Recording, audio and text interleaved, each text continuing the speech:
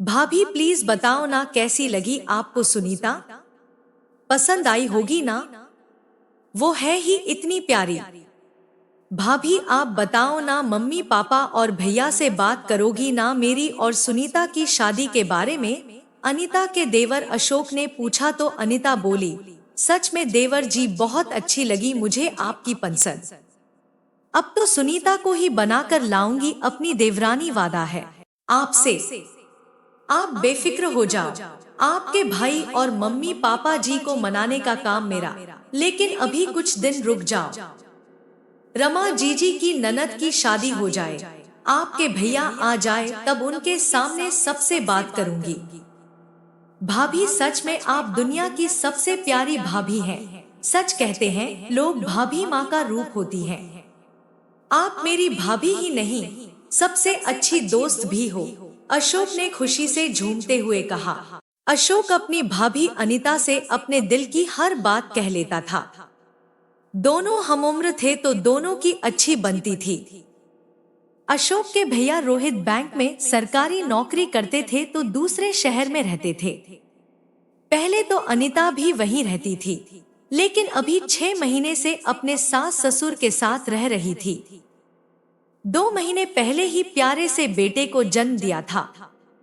अनीता सोच रही थी रमा जीजी की ननद की शादी पर जब रोहित आएंगे तो उनके साथ चली जाएगी।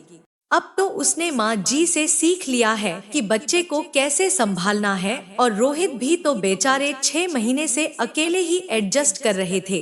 अशोक, तेरे भैया का फोन आया है, उसकी गाड़ी 1 घंटे में स्टेशन पहुंच जाएगी। मोटरसाइकिल ले जा और बुला ला उसे। शाम को रमा के ससुराल के लिए निकलना है, तुम तीनों कोडोट, अशोक की माँ ने कहा। अरे माँ, आप और पापा भी चलना ना, कितना कहा है दीदी की सास ने आप दोनों को लाने के लिए। अरे छोरा, दिमाग तो ठीक है।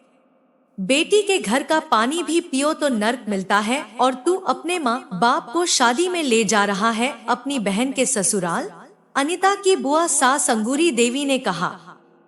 अंगूरी जी पुराने ख्यालात की महिला थी, घर की सबसे बड़ी थी। घर में उनकी बात कोई नहीं टालता था। अशोक के पापा को उन्होंने ही पाल पोस कर बड़ा किया था। बहुत ही छोटे थे जब उनकी माँ का देहांत हो गया था। अनीता तैयारी कर रही थी, शाम को ननद के यहाँ जाना था। आज उसने रोहित की पसंद का खाना बनाया था। पूरे 1 महीने बाद घर आ रहे थे। अनीता बड़ी ही बेसब्री से अपने पति का इंतजार कर रही थी। अशोक को भी गए बहुत समय हो गया था। बार बार फोन मिला रही थी, लेकिन दोनों में से कोई फोन नहीं उठा रहा था।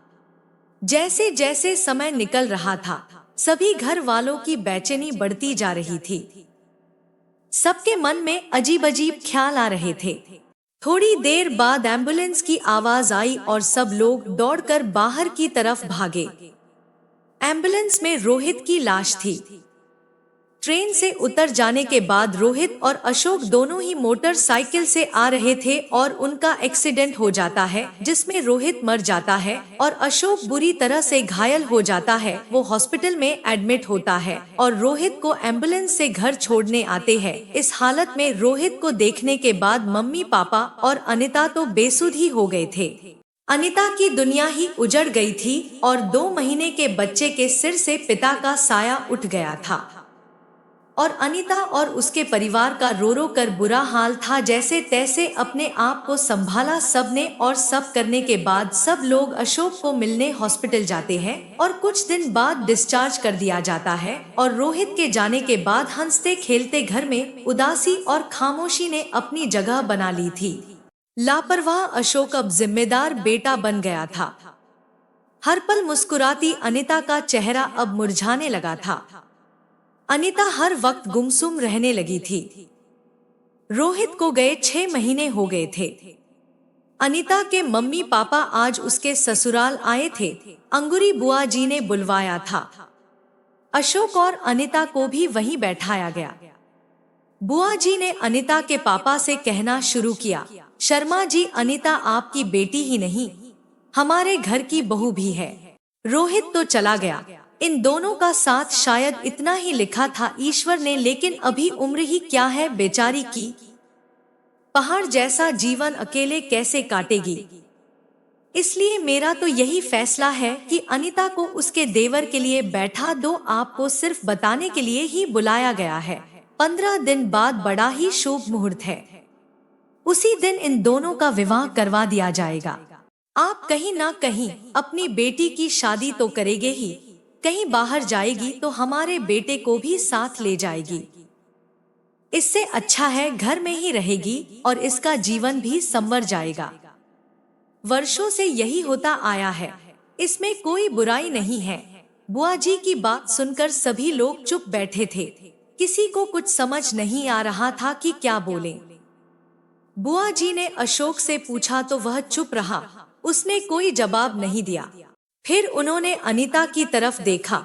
अनीता ने अपने आंसू पोंछे और बोली, बुआ जी आपके इस फैसले को मैं बिल्कुल भी नहीं मानती। अशोक भैया को हमेशा मैंने अपने छोटे भाई की तरह ही माना है। उनको पति का स्थान मैं कभी नहीं दे सकती। आप लोगों को मेरी फिक्र करने की जरूरत नहीं है, मैं ठीक हूँ। आप सब लोग हो ना मेरे साथ। अशोक मुझसे बिना शादी करे ही मेरे बेटे को पिता का प्यार दे सकते हैं, और भविष्य में कभी मुझे लगा कि जीवन साथी की आवश्यकता है और मैं मन से तैयार हूँ किसी को अपनाने के लिए, तो मैं आप लोगों को बता दूंगी। फिर उसने अपने सास ससुर से कहा, मम्मी जी पापा जी, अशोक भैया की शादी 15 दिन बाद उसी शुभ मुहूर्त में होगी, उस लड़की के साथ जिसे वह पसंद करते हैं।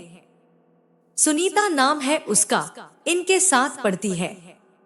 मिली हूँ मैं उससे, बहुत ही प्यारी लड़की है। उसको ही मैं अपनी देवरानी बनाकर लाऊंगी। आप लोग शादी की तैयारी कीजिए, हम कल ही सुनीता के घर चलेंगे। अनीता की बात सुनकर सब निशब्द थे। बुआ जी कुछ बोलना चाह रही थी, लेकिन अशोक के पापा ने उनको रोक लिया था। अनीता के मम्मी पापा को अपनी बेटी के फैसले पर गर्व हो रहा था और अशोक हाथ जोड़कर अपनी भाभी को धन्यवाद कर रहा था। अनीता ने आज एक सही फैसला लेकर 3 जीवन बर्बाद होने से बचा लिए थे और वर्षों से चली आ रही रूढ़िवादिता को आगे बढ़ाने से इनकार कर दिया था।